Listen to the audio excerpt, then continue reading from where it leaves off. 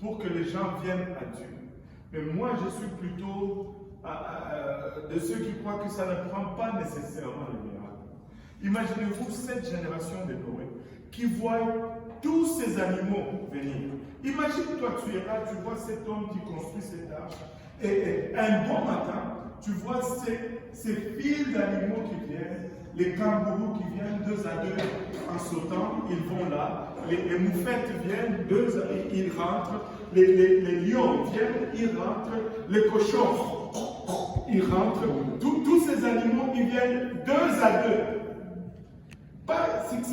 C'est pas comme un animal passé là par hasard. Non, ils viennent 2 à 2 et ils rentrent.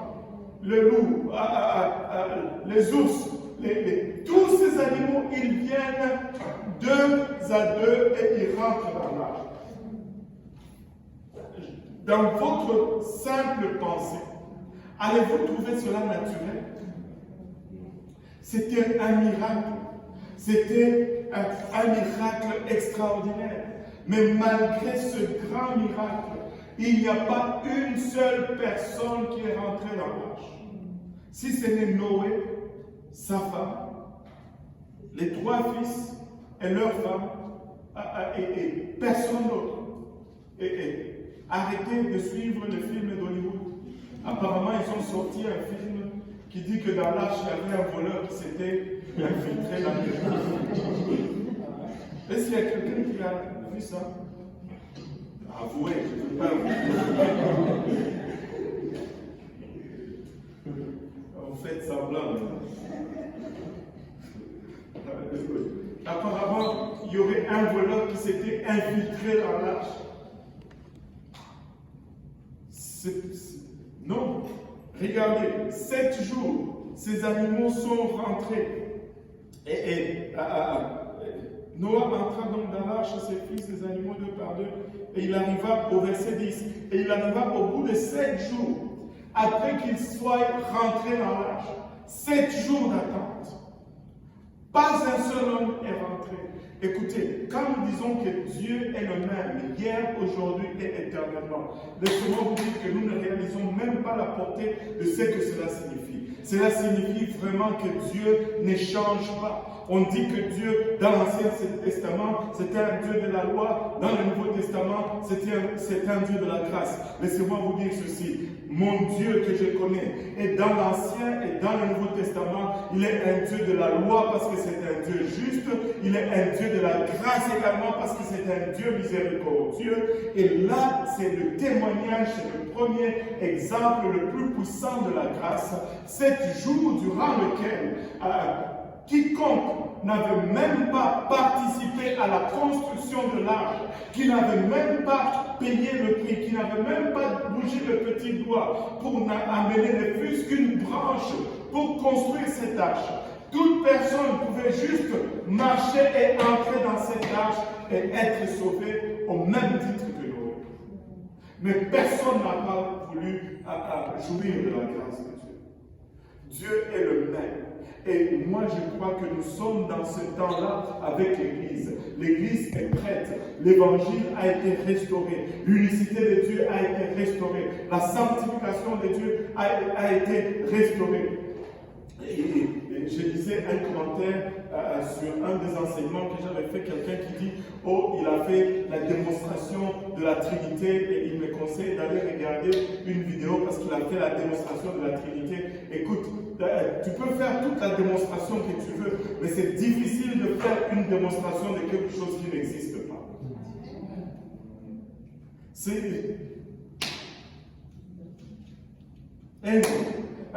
Dieu est un seul, il ne change pas. S'il était un dans l'Ancien Testament, il demeure un dans le Nouveau Testament, parce qu'en lui, il n'y a aucun nombre de variations. Il est le seul Dieu. Alléluia. Il dit, regardez, je suis seul ici, j'ai tout créé par moi-même. Je regarde au côté de moi ici au ciel. Je ne vois aucun Dieu.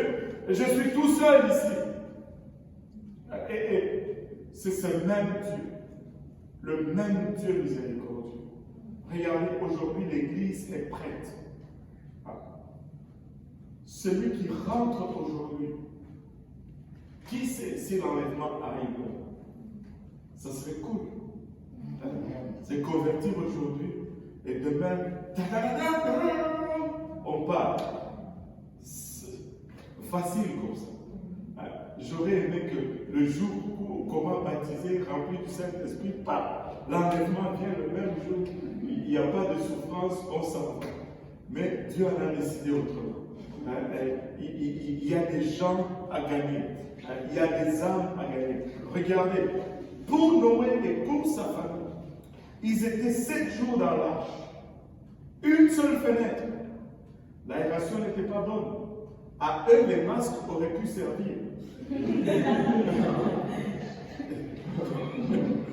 À eux, les masques auraient pu servir.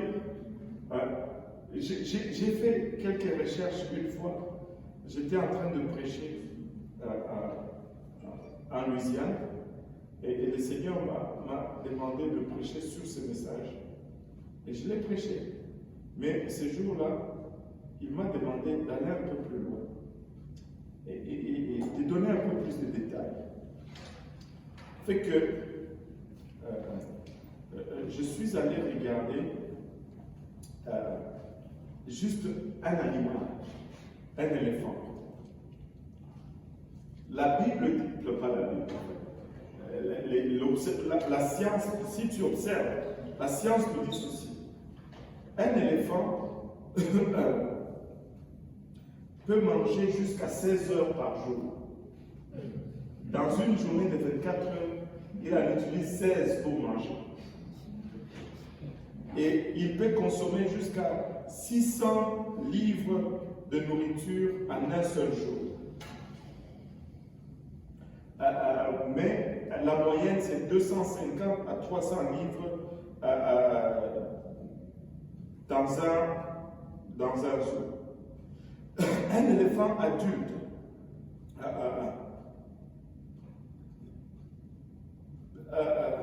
peut manger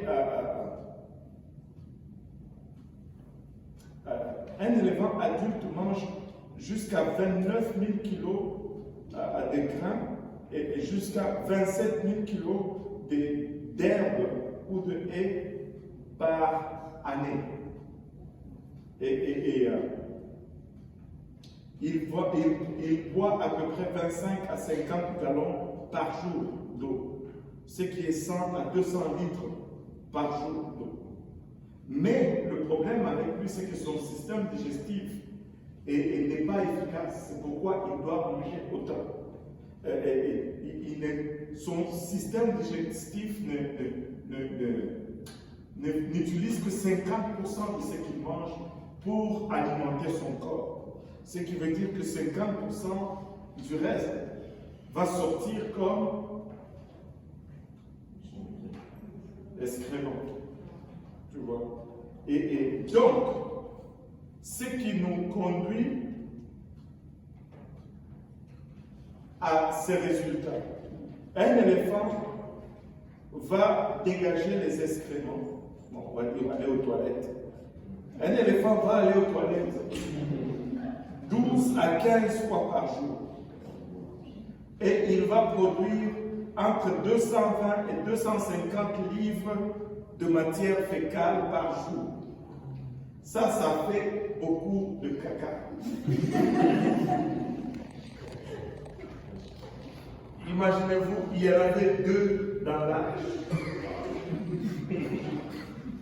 Donc, juste l'éléphant, c'est 500 livres de caca par jour dans l'âge.